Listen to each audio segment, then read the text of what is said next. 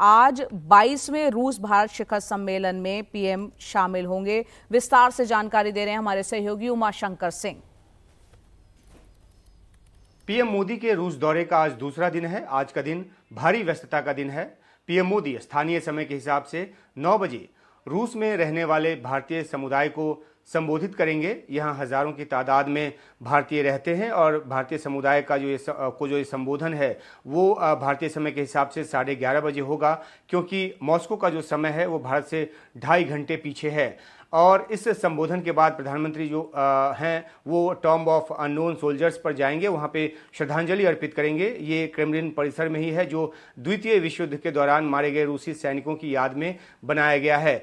यहाँ श्रद्धा सुमन अर्पित करने के बाद पीएम जो हैं वो रोसातोम पवेलियन का दौरा करेंगे, जो कि एक एनर्जी खासतौर पे परमाणु ऊर्जा से जुड़ा एक एग्जीबिशन वेन्यू है। और इस दौरे के बाद जो है वो प्रधानमंत्री मोदी का जो द्विपक्षीय बातचीत का जो सिलसिला शुरू होगा 12 बजे, यानी कि भारतीय समय के हिसाब से दोपहर 2:30 बजे क्रेमलिन में राष्ट्रपति पुतिन के साथ पीएम मोदी की रेस्ट्रिक्टेड मीटिंग होगी, जो करीब 1 घंटे चलेगी। और इसके बाद प्रतिनिधिमंडल स्तर की बातचीत होगी।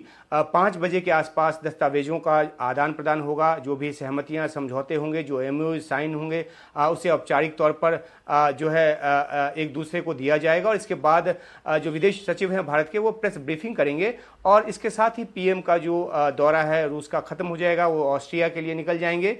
पीएम मोदी और पुतिन मुलाकात में कई अहम मुद्दों पर निगाह है, जिसमें व्यापार और निवेश से लेकर सैन्य और सुरक्षा से जुड़े मुद्दे जो हैं वो शामिल हैं।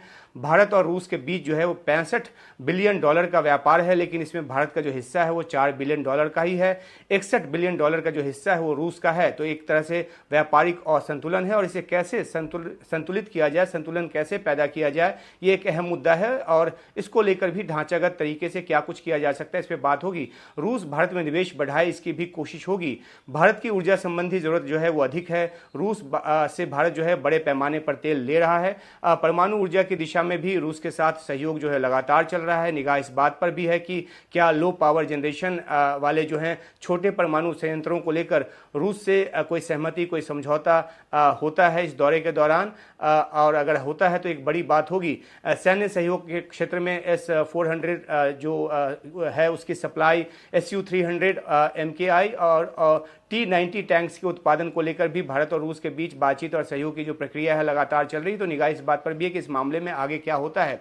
रूस में फंसे भारतीयों की वापसी एक बड़ा मुद्दा है, और ऐसी शुरुआती जानकारी आई है कि ऐसे तमाम भारतीयों की वापसी का जो भरोसा है वो दिया गया है। हालांकि इस पर आधिकारिक बयान का इंतजार है। और इन सब बातों के साथ जो है वो प्रधानमंत्री मोदी का जो अहम दौरा है रूस का वो जारी है।